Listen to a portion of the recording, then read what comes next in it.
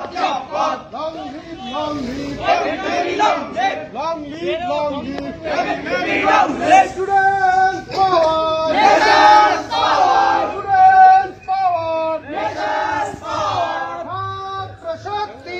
উত্তরবঙ্গ বিশ্ববিদ্যালয়ের গবেষিকা ববিতা দত্তের মৃত্যুকে কেন্দ্র করে অধ্যাপক তথা বিশ্ববিদ্যালয়ের life long learning and extension ডিপার্টমেন্টের বিভাগীয় প্রধান ডক্টর সিদ্ধার্থ শঙ্কর লাহা এখনো অধরা।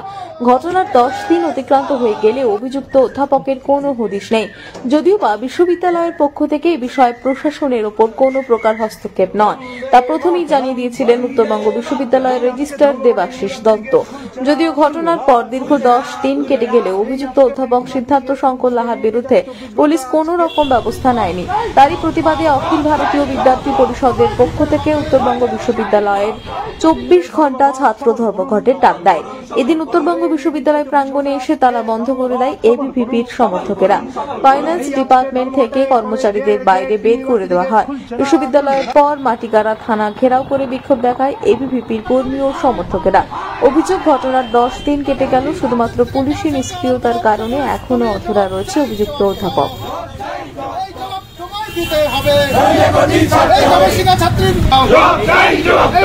বিরুদ্ধে 5টি জামিন অযোগ্য ধারা মামলা থাকা সত্ত্বেও অভিযুক্তকে গ্রেপ্তার করা হচ্ছে না কেন? পুলিশ, তুমি জবাব চাই, জবাব দাও।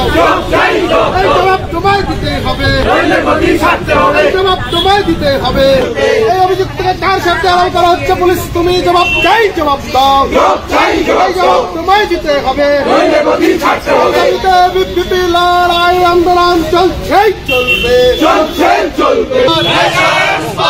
রাষ্ট্রশক্তি, রাষ্ট্রশক্তি, রাষ্ট্রশক্তি, রাষ্ট্রশক্তি।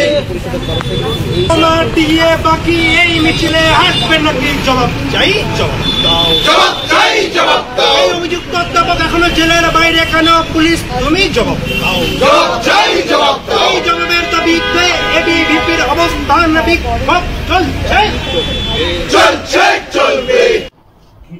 লাহার বিষয়ে কি আপনারা সিদ্ধান্ত নিলেন? আমি বলি যে লাহার ব্যাপারে যে আমরা জানতে পারলাম সেটা হচ্ছে যে গার্জিয়ানের তরফ থেকে ববিতা দত্তের যে গার্জিয়ান তারা কমপ্লেন করেছে থানাতে।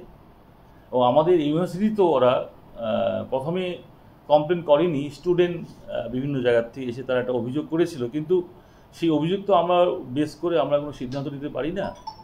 যখন ওদের গার্জিয়ানের তরফ থেকে আমাদের কাছে লিখিত একটা অভিযোগ আসলো, সঙ্গে সঙ্গে সেই গত ফ্রাইডে আমরা পেয়েছি, সঙ্গে সঙ্গে সেই রিপোর্ট, ওদের কমপ্লেন অভিযোগ, সেটা আইসিসিকে আমরা দিয়ে দিয়েছি।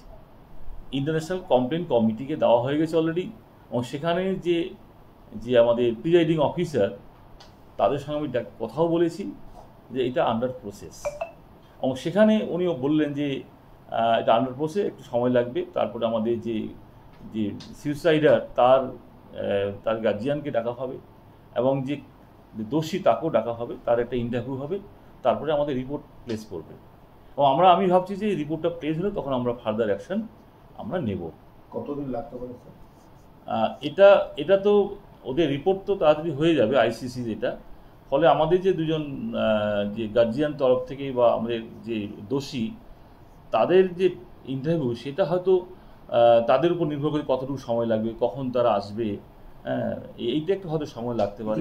পাঠানো হয়ে গেছে আইসিসিতে অলরেডি পাঠিয়ে দিয়েছে। আমি পাওয়ার সঙ্গে সঙ্গে আমাদের রেজিস্ট্রারের সঙ্গে কথা হয়েছে এবং পাঠিয়ে দেওয়া হয়েছে, এবং আমি আইসিসি যে প্রিজাইডিং অফিসার তাদের সঙ্গেও কথা বলেছি। আমি আন্ডার প্রসেস এটা। স্যার, আজকে তো এবিভিপি একটা স্ট্রাইক ডেকেছে, ধর্মঘট ডেকেছে, এটা নিয়ে কি বলবেন?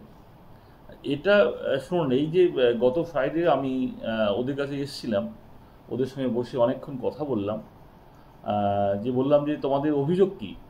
ওরা একটা কথাই বলছে, স্যার আমাদের যে টিচারের যে অ্যাকিউজ টিচার তার অ্যাকশান নিতে হবে। তখন আমি তাদের বোঝালাম যে আমরা কমপ্লেনটা পেয়েছি আমরা গার্জিয়ানের তরফ থেকে, সেটা অলরেডি আমরা আইসিসিকে আমরা প্লেস করেছি। সেটা আমি যে কনভেনার যে প্রিজাইডিং অফিসার তার সঙ্গে কথা বলেছি, সেটা অলরেডি আন্ডার প্রসেস, এবং সেখান থেকে আমাদের রিপোর্ট এসে গেলে আমরা কিন্তু কঠোর অ্যাকশন নিব যদি সে দোষী হন।